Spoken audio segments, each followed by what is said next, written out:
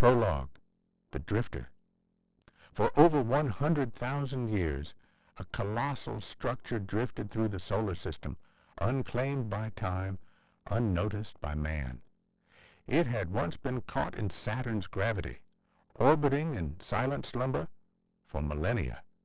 Then, through the slow, inevitable dance of orbital mechanics, it was pulled free, ejected once more into the cosmic abyss. Jupiter took hold of it next. It circled the gas giant's moon, Europa, for thousands of years, a silent monolith among ice and radiation, but even here it did not remain. The gravitational push of the Jovian system flung it outward, leaving it stranded in Jupiter's L4 Trojan point, a stable region where asteroids had lingered undisturbed since the birth of the solar system. There it remained, waiting, until now. The data came in silent. The universe had no sound, only the quiet hum of machines translating the cosmos into raw information. For Dr. Alana Thompson, the discovery did not begin with a thunderous revelation. No alarms, no blinking red warnings, just a peculiar smudge on a telescope feed. She stared at her screen. The JWST was currently scanning Jupiter's L4 Trojan point, a region known to host ancient asteroids, leftovers from the chaotic formation of the solar system. They had been searching for something mundane, spectroscopic composition of the larger bodies, maybe even an interstellar visitor like Oumuamua. Instead, she had found this. It was wrong. She didn't know why yet. The object was large, far larger than any Trojan asteroid should be, but that wasn't what made her stomach clench. It was the shape. The Trojans were rubble piles, jagged collections of rock held together by gravity. They were not supposed to be smooth. They were not supposed to be cylindrical. She checked the instruments again. Could it be an artifact in the data, a software error? But the longer she stared, the more she realized. The object had perfect symmetry. A slow, eerie realization settled over her. It was not tumbling like an asteroid. It was still, a body this size, floating in space for millions, if not billions of years, should have been spinning under the influence of passing gravitational forces. And yet, it wasn't. Something was keeping it still. Thompson swallowed, her throat dry. "Jacob," she called to her colleague across the room. The young astrophysicist looked up from his own console. "Yeah?" "I need a second opinion," she said, her voice measured but tense. "Tell me I'm wrong about this." Jacob walked over, eyes flicking to her screen. His casual curiosity lasted only a few seconds before his brow furrowed in the same confusion she felt. His lips parted slightly, like he was about to say something, but no words came. She ran a new analysis. Infrared readings confirmed what optical imaging hinted at. The surface was not natural. The spectroscopic scan showed unusual metallic compositions, ones inconsistent with any known Trojan asteroid. Jacob exhaled sharply. "That's not a rock."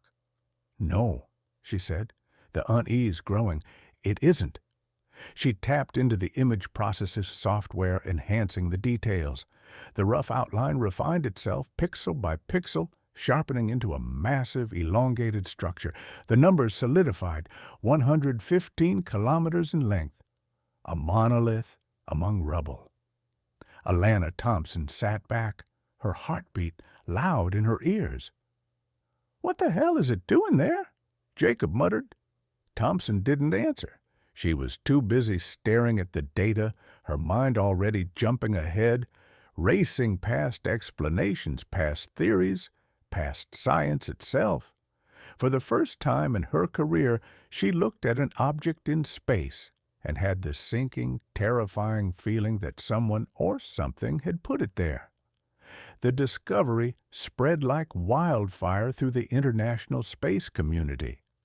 Within 48 hours, every major observatory had been tasked with confirming Trojan 1's existence. Within 72 hours, the UN called an emergency meeting. Within 1 week, the world knew. Trojan 1 was too big, too precise, too still. It had been hiding in plain sight, mistaken for an asteroid. But it was never an asteroid. And now, after 100,000 years, it had been found. And whatever it was waiting. The room was silent. Not the usual silence of waiting for a speaker, nor the silence of passive listening. It was a silence weighted with unease, the kind that only followed the realization of something far bigger than human comprehension. Trojan 1 had changed everything. The discovery had ignited a scientific firestorm, dominating news cycles and governmental discussions worldwide. It wasn't just an academic mystery, it was a paradigm shift. Humanity had never seen anything like it, and now it was the top priority for every space agency on Earth. Dr. Alana Thompson, standing among the world's most powerful leaders and top scientists, had never imagined herself in a place like this. She had spent her life behind data feeds and telescope arrays, not in high-stakes political arenas.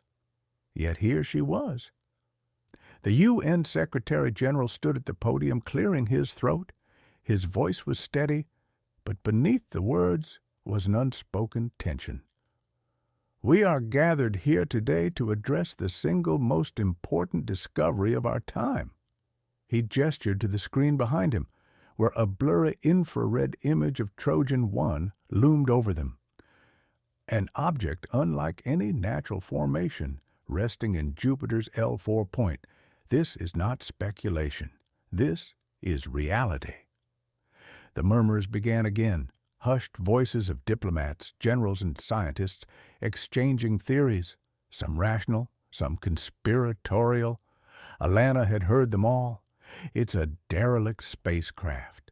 It's an alien probe. It's a trap. It's been watching us for centuries. None of those answers made her feel any better. The global response.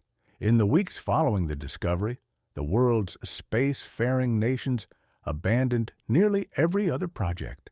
The Moon, Mars, asteroid mining initiatives, all secondary now. Trojan 1 was the singular focus of humanity's collective scientific effort.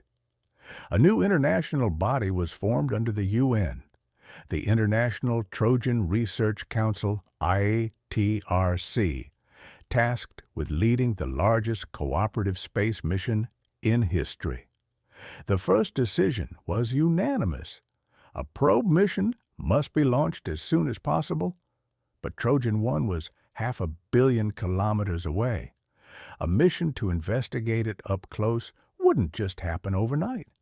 They had to build the right tools, and fast. The 4 probes. Over the next year, the world's greatest minds came together to design the most sophisticated space probe array ever constructed. Instead of one lone craft, it was decided that 4 specialized probes would be sent in tandem, designed to function as a single investigative system. Each would have a unique mission, yet none could operate effectively alone, forcing international cooperation.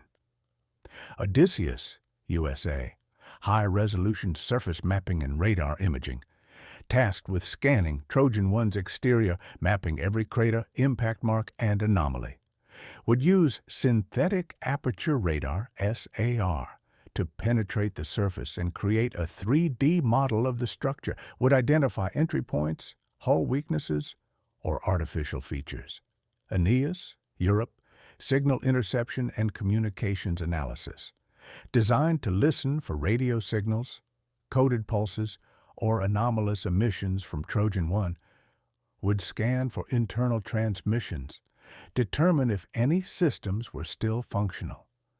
AI-assisted decryption would attempt to analyze any patterns, in case Trojan 1 was broadcasting a message, Zhuhai, China.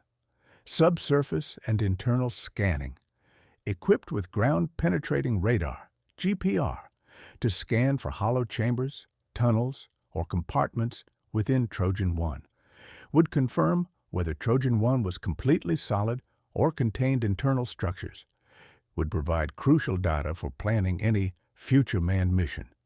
Acme, India, energy signature and power detection, tasked with detecting heat signatures, electromagnetic emissions, or residual power sources, would determine whether Trojan 1 was truly dead or still operational in some form.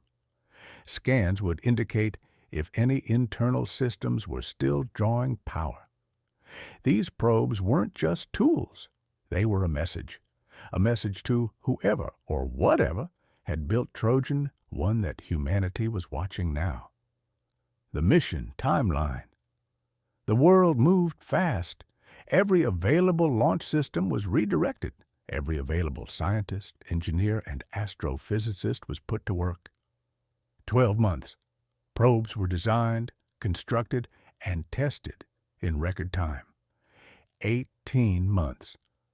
Probes were launched, each riding aboard heavy-lift rockets from different nations. 12 to 18 months travel time. The journey to Jupiter's L4 point. Total time before arrival, approximately 3 years. It was the most ambitious deep space operation in human history, and still, no one knew what they would find when they got there. A new mystery, the asteroid formation. As the probes raced toward Trojan 1, scientists on Earth continued analyzing surrounding space, searching for any clues that might provide context. That's when Dr. Marcus Reed made his discovery. Just 70,000 kilometers away from Trojan 1, 6 asteroids sat in a perfect ring formation. The world had already seen Trojan 1's unnatural shape, but this was something else. The asteroids were too evenly spaced. Their gravitational balance was too precise. Their orbits had remained stable for thousands of years. No one was ready to call them artificial, but no one could explain them either. Theories flooded in.